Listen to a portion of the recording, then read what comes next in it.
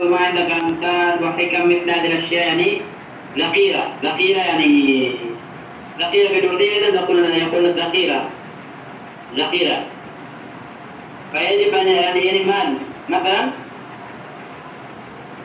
الذي عنده فلوس هو يستطيع أن يذهب إلى السوق. نعم، من يذهب إلى السوق؟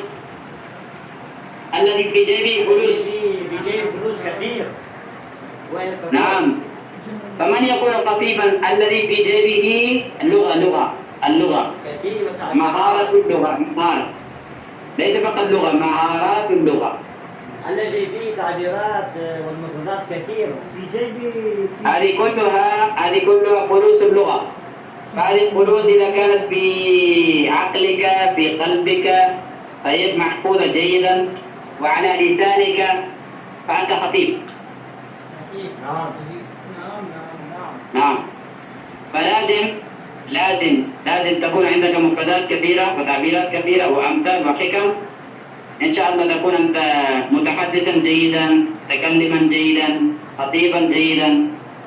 طيب الأمور كلها فيما بعد سهلة، ليست هناك مشكلة. لكن قبل كل شيء يجب أن تكون حافظا للمفردات والتعبيرات جيدا. وعندنا درس غدا إن شاء الله، لكن غدا يكون عندنا درس إن شاء الله بشكل رسمي نظامي جيد. يعني نحدد بعض الأشياء ونتدرب عليها، نتدرب على الكلام جيد. وغدا إن شاء الله أنا أسمع منكم أكثر. اليوم كتب، وغدا أريد منكم أسمع منكم أكثر من هذا جيد. أنا فقط أسأل سؤال وأنتم تجيبون، كل واحد يجيب رقم واحد من الواحد إلى 10 جيد إن شاء الله.